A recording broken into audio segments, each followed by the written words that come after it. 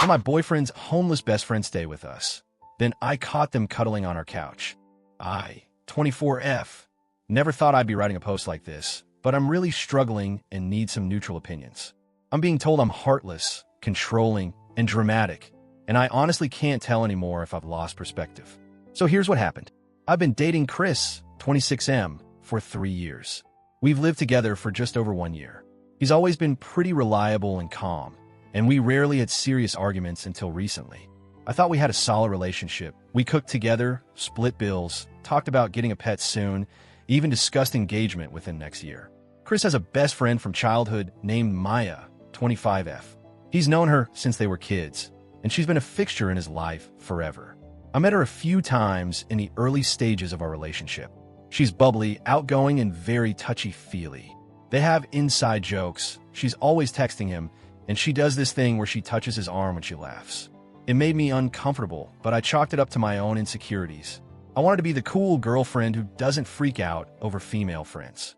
About a month ago, Maya's boyfriend broke up with her, and she was apparently left without a place to stay. Her lease was ending, and she was emotionally devastated. Chris asked if she could stay with us for a few days while she figured things out. I wasn't thrilled, but I agreed. It felt wrong to say no when she was clearly struggling. That was 4 weeks ago. She moved in like it was her new home. She took over our living room, started cooking meals, sometimes without asking, and wore Chris's clothes like it was nothing. She'd plop herself next to him on the couch, legs touching, arms casually draped over the cushions behind him. It felt too intimate. I tried to speak to Chris gently, said I was feeling like our space wasn't ours anymore. He said I was being unfair and that Maya was just comfortable because she'd known him forever. Then the breaking point happened. I came home early one day because of a migraine.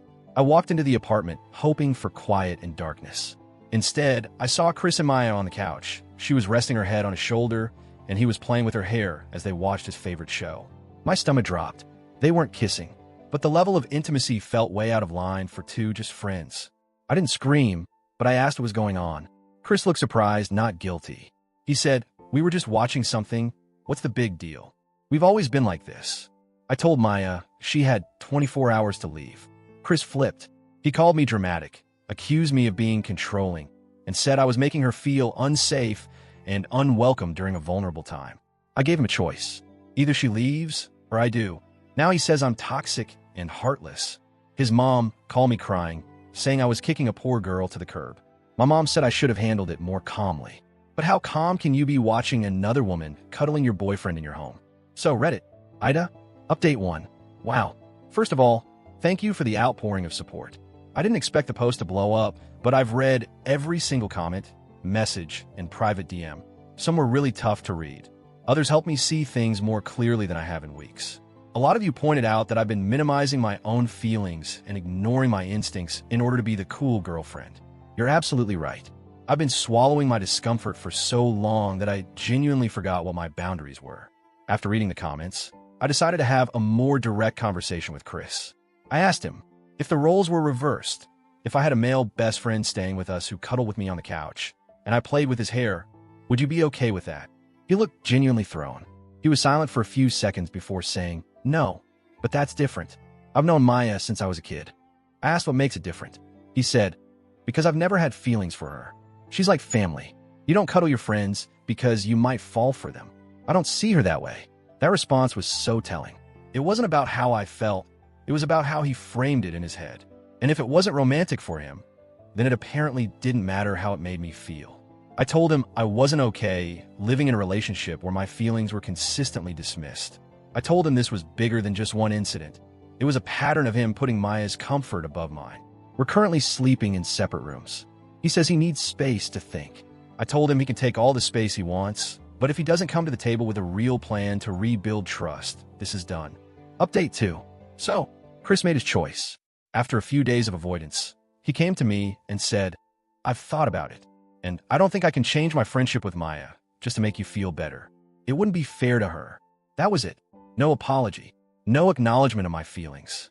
I asked him if that meant he was choosing Maya over me. He said, I'm choosing to stay loyal to a friendship that's always been there for me. If you can't accept that, then maybe we want different things. That told me everything I needed to know. I told him I was done, that I loved him, but I love myself more. And I can't be in a relationship where my emotional needs are constantly invalidated. He moved out 2 days ago. Maya picked him up in her car. I stayed inside and didn't say goodbye. His mom sent me a long message saying she's disappointed in me and that she thought I was stronger than this. I didn't respond. My friends, the real ones, brought wine, helped me pack his stuff, and reminded me that I am not crazy for wanting exclusivity in my relationship. Update 3. It's been a month since Chris moved out. I've officially signed a new lease on a cute one-bedroom apartment in a different part of the city. It's smaller, but it's mine. I've rearranged all the furniture, lit every candle I own, and finally feel like I can breathe again. I've started therapy. Thank you to everyone who suggested it. And one of the first things my therapist said was, "You've been performing emotional labor for 2 people. Let's get some of that energy back for yourself." She's right. As for Chris and Maya, well, according to a mutual acquaintance, Chris's cousin, who is still friendly with me, they've soft-launched their relationship on Instagram. A picture of the 2 of them at a coffee shop with the caption, "Through it all." So yeah, I guess that's that. Do I feel sad? A little. But mostly, I feel relieved.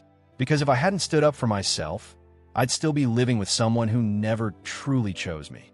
I learned something important. You are not jealous or controlling for asking for mutual respect and boundaries in your relationship. That's the bare minimum. If someone makes you feel like you're crazy for expecting basic loyalty and emotional exclusivity, they're not the one for you.